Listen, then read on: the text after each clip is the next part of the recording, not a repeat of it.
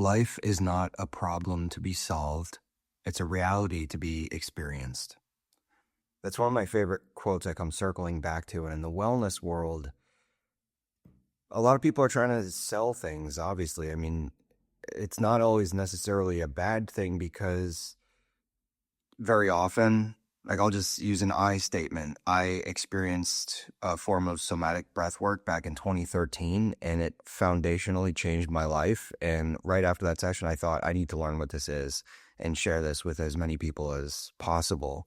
Because when people resonate with that modality, it can foundationally be life-changing. Not a platitude, not a cliche, actual brass tacks.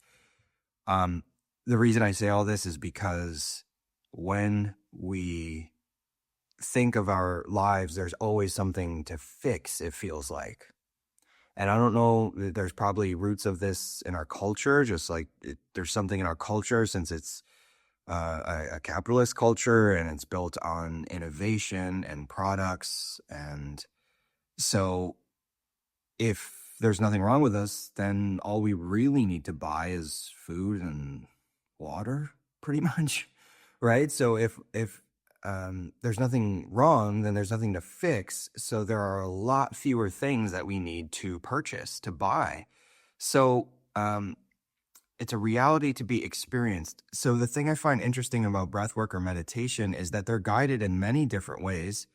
And sometimes it's trying to sell this concept of being a calmer person, having better mental focus. In wellness, there's the biohacking world where it's always like, what's the latest research? Take more creatine. Like, what's the latest fad that we could get everybody excited about to buy more stuff? And what I find interesting about the way that I've always come back to meditation and breath work is it's an interesting thing because there's absolutely, like I said, when I experienced somatic breath work for the first time, it shifted the ground I walked on. There was obviously a massive transformation there, but it wasn't really about fixing anything. It was about experiencing myself more fully. In my case, again, using an I statement, the first time I did a session like that, all this anger that I had no idea that I had came flooding to the surface. I thought I was a nice, congenial person. I walk around, hey, how are you? Oh, I can help you with that. I'm always happy to be here to help. You could call it people pleaser, but I think it's much more multi-tiered and multi-layered than that. I could save that for another time. And I had no idea for what I would consider to be a pretty self-aware person. And also as an actor, I first did, in 2013, I was making my Broadway debut. And so this coincided with my training for that debut. And my heart expanded wide open. So yes, that was a massive transformation from that session. But on the other end, I was just experiencing myself more fully. And so the massive transformation was a byproduct of me just experiencing myself more fully. So it's not that I went into that breathwork session, that first one, I went into, I guess, to solve the problem of my mentor saying I was just a little closed around my heart space. When I would start to feel a lot of rushes of emotion, my chest would tighten up. And so, yeah, I went there to, you could say, solve that problem. But ironically, the way that problem, quote unquote, got solved was by me experiencing my full self when I hadn't realized there was a huge part of myself I had locked off because maybe way deep down I felt like I wasn't allowed to feel angry or that it was somehow wrong to feel angry. And this was all past my regular everyday consciousness. This is deep in my unconscious.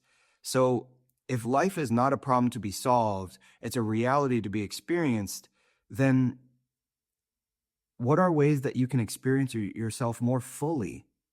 That's the thing to do, not to go around trying to fix everything all the time, because again, this is weird. It's like, it's ironic, or maybe it's like one of those finger trap things. Maybe there's nothing to fix, but ironically, everything becomes fixed, quote unquote fixed, when you can experience you, yourself, your heart's truth more fully. And to me, that the breathwork that I guide, that's what it's all about. It's about coming more deeply into your heart, the wisdom of your heart, to peel back the layers of cultural conditioning so you can be more fully you.